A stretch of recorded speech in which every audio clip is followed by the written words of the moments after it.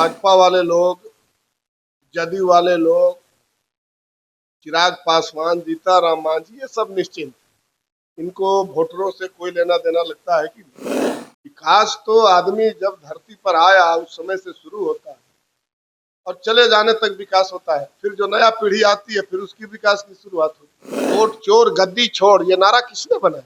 युवा ने बनाया। माइक्रो फाइनेंस कंपनियां का कर्ज बिहार के तमाम महिलाओं पर है। तो माइक्रो फाइनेंस कंपनी वाला आवेगा और जो 10,000 रुपया मिलेगा वो ले जाएगा कि पहले हमको दे दो।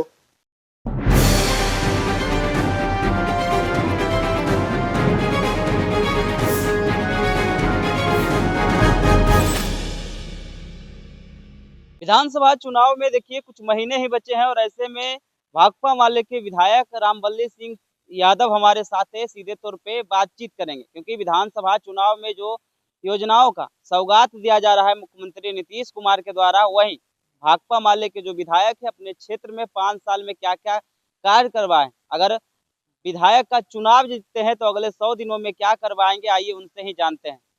विधानसभा चुनाव के लिए तैयारी तो देख ही रहे हैं। अभी वोट चोरों के खिलाफ जो अभियान चला सब आप लोग जानिए रहे हैं।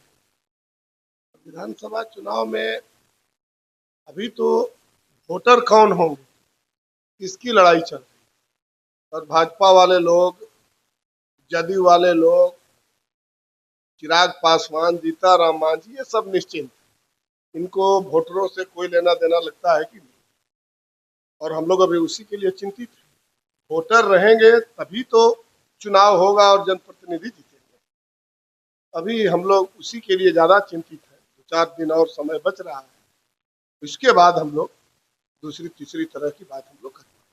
5 साल का कार्यकाल खत्म होने को है, क्या कुछ काम जो है आपके क्षेत्र में बच गया है? तो देखिए, विकास तो निरंतर प्रक्रिया है। विकास तो आदमी जब धरती पर आया उस समय से शुरू होता है और चले जाने तक विकास होता है। फिर जो नया पीढ़ी आती है फिर उसकी विकास की शुरुआत होती है। तो बचने के लिए तो अभी काफी बाकी है। और बिहार में जो सरकार है 20 साल से चल रही है, ये 20 साल विकास, न्याय के साथ विकास, सुशासन, विकास, ये करने के बावजूद वो जब आर्थिक सर्वे कराती है तो कुछ सरकारें घोषणा कर रही है कि 63% परिवार के पास 10,000 भी महीने की आमदनी नहीं है। 6,000 परिवार तो और जलालत की जिंदगी में है। तो ये सरकारें कर रही है जो न्याय के साथ विकास, सुशासन की बात करती है। बावजूद संघर्ष के बल पर भाकपा माले के नेतृत्व में बिहार के गरीब गुरबे लोग, बिहार के मजदूर, बिहार के किसान आगे लगातार बढ़ रहे हैं और घोसी में भी दिन दुना रात चौगुना जो है, ये संघर्ष और संघर्ष के बल पर विकास में वृद्धि हो रही है। बाकी के लिए लड़ाई जारी है। युवाओं के लिए क्या मुद्दा होगा सर? युवाओं ही तो नुकसाने पर है। हम लोगों के जो ये वोट अधिकार यात्रा चला, जो नारा बना पूरे बिहार का, वोट चोर गद्दी छोड़, ये नारा किसने बनाया? युवा ने बनाया। और इसलिए बनाया कि 2003 के बाद जो भी वोटर बने हैं वो सब चुनाव आयोग के, और चुनाव आयोग के बहाने भाजपा के, वो सब निशाने पर है।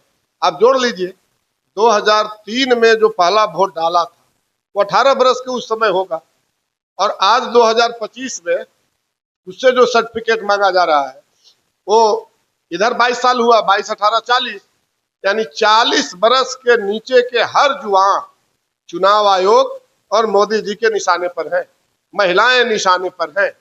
और इसलिए हम युवाओं को ही चाहते हैं कि बिहार के वोटर लिस्ट से उनका नाम ना कटे, किसी कीमत पर नाम न कटे, और जब उनकी वोट सुरक्षित हो जाएगा वोटर लिस्ट में आने वाले दिनों में, तो हम उनसे उम्मीद करेंगे कि आप इस वोट कटवा, वोट चोरी करने वाला जो सरकार है उसके खिलाफ जम के वोट दीजिए और संविधान की रक्षा कीजिए, अपने अधिकार की रक्षा कीजिए।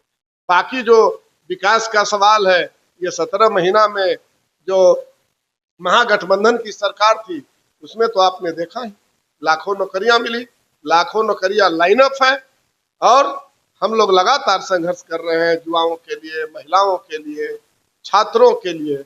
अब ये सरकार को हम लोग देख रहे हैं, हम ही लोगों के दबाव पे नौकरियां कुछ दे रही है सरकार, लेकिन आधा अधूरा मन से दे रही है। इसलिए कल आपने देखा परसों दिन कि ये जो संविदा कर्मी है, जो राजस्व कर्मी है, उनको बर्खास्त कर दिया गया। बताइए, नौकरी देने की बात हो रही है, हम लोग नौकरी दिए। इन लोगों की नौकरी भी उसी रीजन में हुआ जब हम लोग सत्ता में थे, सरकार में थे। और जब सरकार बन गई तो अब उन राजस्व कर्मियों पर लाठी चलाया जा रहा है। इसलिए ये सब तो प्रमाण है। महिलाओं का खूब जिक्र हो रहा है इन दिनों, आप लोग की तरफ से माई बहन नुआन योजना का बात कहा जा रहा था, लेकिन अब मुख्यमंत्री नीतीश कुमार के द्वारा 10,000 स्वरोजगार के लिए महिलाओं को दी जा रही है। कितनी चुनौती मानते तो चुनौती क्या है? नीतीश कुमार जी ने विधानसभा में घोषणा किया कि हम 94.5 लाख जो परिवार है उनको 2-2 लाख रुपया देंगे। दे दिए? नहीं ना दिए। मोदी जी ने कहा था कि 2022 तक सभी गरीबों को पक्का मकान बना देंगे। क्या बिहार के गरीब को पक्का मकान नहीं चाहिए? 15 करोड़ रुपया 2019 में बोले थे कि 15-15 लाख खाते में दे देंगे, चला गया। इसलिए हम कह रहे हैं कि सब चुनावी लॉलीपॉप है सरकार के पास। हम लोगों ने जब एजेंडा जो हम लोगों ने लागू किया, हम लोगों ने जो एजेंडा को, मुद्दे को जब सामने लाया और झारखंड में करके हम लोगों ने दिखा दिया कि किस तरह से 2500 रुपया हर महीना महिलाओं के खाते में जाता है झारखंड में, बगल में झारखंड। और इसलिए अब नीतीश जी का, अब भाजपा वालों का कहीं से कोई चलने वाला जब नहीं है तो 10,000 रुपया करें कि हम दे रहे हैं, वो भी लोन दे रहे हैं। बताइए, लोन दे रहे हैं। वो लोन जब ही मिलेगा तो उससे वो घर चलाएंगे, रोजगार करेंगे। माइक्रो फाइनेंस कंपनियां का कर्ज बिहार के तमाम महिलाओं पर है। वो माइक्रो फाइनेंस कंपनी वाला आवेगा और जो 10,000 रुपया मिलेगा वो ले जाएगा कि पहले हमको दे दो। इसलिए हम कह रहे हैं कि ये महिलाओं को रोजगार के लिए मिल ही नहीं रहा है।